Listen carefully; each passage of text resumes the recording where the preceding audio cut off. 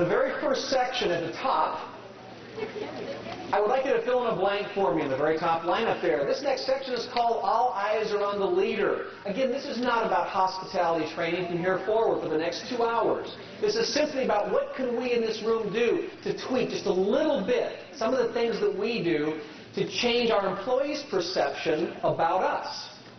The very first line on the top is, you are the conductor. Please fill in the words, conductor. Employees will follow your tempo, whether you like it or not. And I will repeat the last 2 words, or not, because that will happen. I would just like you to envision that when you come into your restaurant, the employees begin looking at you the minute you hit the door. They're watching you because they're looking for a tempo. If you take your baton and you move this slow, they will also move that slow. You speed it up, they will speed up. They're watching your every move, whether you want them to or not. And that is the key. They'll also pick up the things that you don't want them to pick up. The first time I found out about how much power I had in this particular area, I used to work in retail for about 12 years, retail management, and I managed a clothing store up in the Seattle area. It was during the jean boom in the 70s when Britannia jeans, or just any jean you put on a table, would fly out the door. We had a theory in retail, stack them high and watch them fly.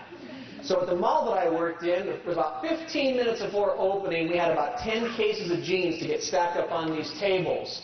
And I had 2 stock people that I asked to go do it. Well, I watched them as they were putting the jeans out, and they were putting them out at about this pace, and they were talking to each other, which is fine, but I knew at the pace they were going, they were never going to get it out on time. So I stepped out, came up to the front of the store, and I said, let me give you a hand. Cracked open a box, and I kept talking right with them, but I was working at about twice the pace they were. I never said a word. But immediately, they began working at the exact same pace as me. It was the very first time, this was almost 25 years ago, that I realized the power that I had to set the tempo for the people around me with the unspoken word, simply by doing it.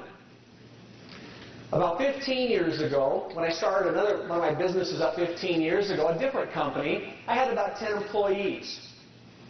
And I used to get my postage stamps at the post office like most of us and lick them and put them on the bills that I would send out. So that's how I truly handled most of my mail. Well, I went over to a friend of mine who he owned a business that was much larger than mine, and I was sitting there talking to him, but I noticed his secretary was over there, and she had this machine in front of her. It was sweetness. You put a piece of mail in there, you go ka-ching, you put a ka-ching stamp on it, and it was sweet. I said, well, if you're going to have a professional business, Brad, you've got to have one of these machines. So I went to Pitney Bowes, and I leased myself a ka-ching machine. Brought it back to my office. I put my mail in there. Ka-ching! It was beautiful. And I put it inside my mail slot.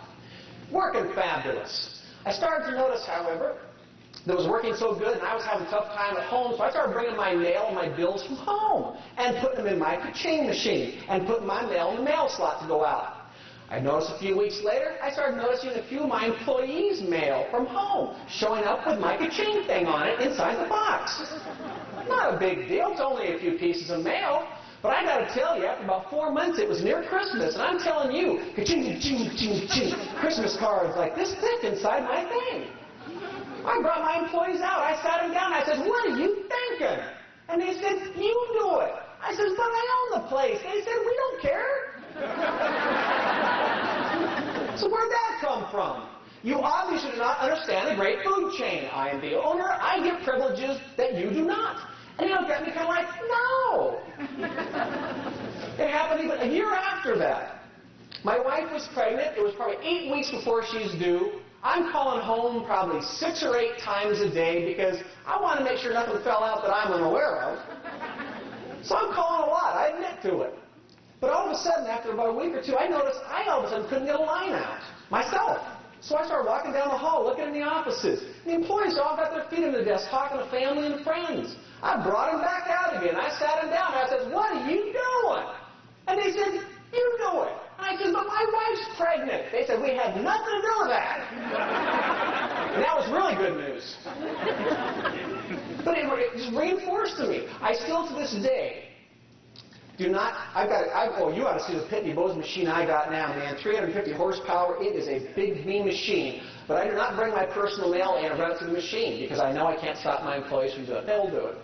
And on personal phone calls, I still do not make personal phone calls. I've got 35 full-time employees. I do not make personal phone calls. And if I do have to sneak one in, I close my door. I'm that cautious about it. Setting the example. I got it reinforced to me again probably about 6 months ago. I had some shoes. I bought them at Nordstrom's. They were kind of like wearing on me a little bit. They were brand new. So I got into my office, kicked my shoes off under my desk. I was relaxed. I needed some water in my water bottle because I drink a lot of water.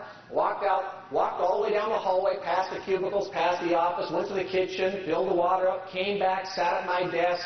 Wasn't even 15 minutes. My vice president and general manager walks in the door and looks under my desk like that and says, Andrew? I said, what? She goes, come here.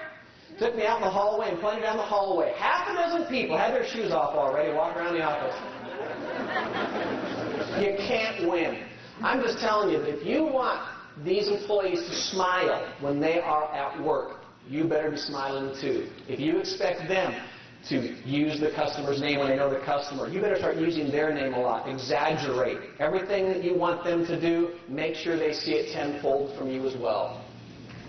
The next word I'd like to fill in, the next blank down, is the word authenticity. Authenticity. If you don't know how to spell it, just draw it. The employees won't believe the message if they don't believe the messenger. This is very simple. If you are going to waste your employees' time by sitting down and trying to coach them on these issues, you're going to go back, see tomorrow, you're going to get all fired up about some of this stuff, you're going to want to coach them. If you're going to sit them down in a meeting and you're going to talk to them, do not waste their time by looking at them and going, yeah, that Brad guy, he says we got to get better at the service thing, so let's get all over that. Make sure whenever you sit the employees down and you're coaching them that they hear that passion in your voice, that they see it in your eyes. Otherwise, they will not subscribe to it. And walking the walk and talking the talk. It's what I just talked about. The next one down to fill in is the word focus. Focus. And there's no K in that for those who are spelling impaired. See, visionary leaders, they broadcast a few key messages and they focus the employees' energy. The key message, you can decide what you want it to be. Now, the key message should be is that we are going to learn to exceed everybody's expectations. When they walk through that door, we're going to find a way to wow them. Or it can be, we're going to start treating people the way we personally would like to be treated. I don't care what your message is, as long as they have a very clear message about the culture of your restaurant. On top of that, if you're going to coach them into some new behavior changes, let's say you've got 5 things that you want them to do with every single customer. You've got these things picked out and you say these are non-negotiable, we're going to do them. If you try to give them all 5 in one day and say, here, do these, start them now.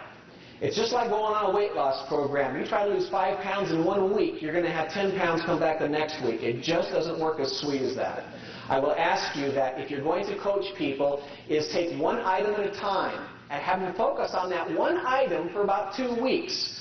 Don't get them all confused with everything else. 2 weeks, let's focus on that. Get it really ingrained in their system 100% of the time.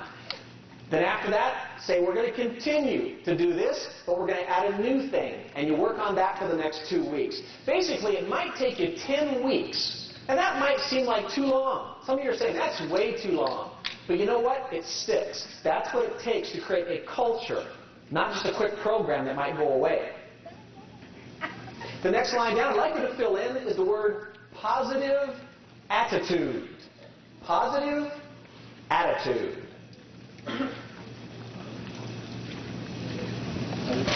It's the kind of attitude that says, hey, I'm going after Moby Dick and I'm going to take tartar sauce. That is a positive attitude. The employees need to look at you to know that this stuff can happen. When you set up non-negotiable standards for them, they need to see in your eyes that this is not rocket science. This is about our attitudes. This is not aptitude. This does not require a college education. This can be done. The next line down is the word synergy, and that is S-Y-N-E-R-G. S-Y-N-E-R-G. Promoting a culture where there was power and success in teamwork. If you have ever seen geese flying, it is an amazing sight. When you see geese flying through the air like that, you probably looked up and thought they flew that way because, hey, that looks bitchin'. No, it has nothing to do with it at all. They actually fly that way because they draft off of each other. Now, for those of you who have ever watched NASCAR and you see how they follow each other around the track and you can't figure out why they're not passing each other more, that's what it's all about. When geese fly in this formation, they fly 74% more efficient. If one of the geese tries to sneak out of that and tries to pass everybody and hot dog, they can't do it. They'll get blown back. They tend to come right back into it. So as you watch geese fly, they'll drift a little bit as you watch them go, but they know where the resistance is least, and their wings will just be like very, very easy flight. If you ever see one of these geese that gets tired or gets injured, watch if it goes to the ground. It will not go alone. One will take off, but two more will follow it. They go down in threes because they know that if that one goose gets away from the rest of the flock, it won't be able to catch up. Great teamwork. I saw an amazing sight, too. This was last year. I've known this for years, but I saw a great example of it when I was at my sister's house on Lake Washington, and this flock was flying by. There was probably about 10 of them in it, and I saw two coming from behind trying to catch up. Now, the flock itself, their wings were just like this, just a beautiful sight. The two that were back here trying to catch up, they were just cranking. They were moving. But when they got up, right up into the back side of the flock, right about to here, the geese opened up, the two separated on both sides, and sucked the other two right in, and I could see their wings go immediately right at the same pace as everybody else. And it was the first time that I was actually able to see the amount of efficiency with which they fly. And the reason I bring this up is because you're a team. When you're in your environment, in your restaurant, you need to function as a team. If anybody in your organization decides they're going to be a hot dog or they're not going to participate in this culture, they need to feel resistance to that. They need to be brought back in so everybody can fly together. Leadership is a verb and not a noun. Leadership requires action. I'd like you to fill the word action.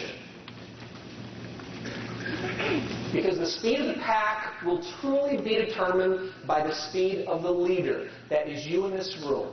If your people are going to change their behavior, it will happen because you allow it to happen, or you'll be involved in the process. And it's important to be a leader and not consider yourself a boss. Now, I don't know about you, but I have always hated the word boss. Anytime I got introduced as the boss, I felt like they were saying, he bosses me around all the time. He's a boss. I didn't like it. When my employees, during holiday events, they'd bring their significant other over to me and introduce me. They'd say, this is the boss. And it's like taking a knife in my heart. I just didn't like it. Now, I allow my employees to introduce me as the president, as the founder, as the owner, as their co-worker. I tried being introduced as their outstanding leader. No, they didn't go for it. No, not even close. The boss inspires fear, and a leader inspires enthusiasm. Please fill in the words enthusiasm. That is our job. The boss says I, and the leader says we. The boss says go, and the leader says let's go. The boss says it's the company, and the leader says it's our company. Rethinking your role as a manager. Have you moved from being a manager to a leader and from a trainer to a coach? I would like you to put a star in the left-hand column next to this section. If you get anything, please get this, because this is a very important section that will separate you from the rest of the kingdom in terms of leadership. See, outstanding leaders don't ask, did my staff do what it was supposed to do today? An outstanding leader asks, did I do what I was supposed to do today to make sure that my staff did what it was supposed to do? Let me explain that. If there is failure in your restaurant, if an employee fails for any reason, how many of us today go up to the employee and start looking at that person as a problem and start attacking that person to try to find out why they did that wrong thing? The change in your culture should be that when you see failure, you should be able to walk away from it. And you should be able to ask yourself some questions. Your questions might be something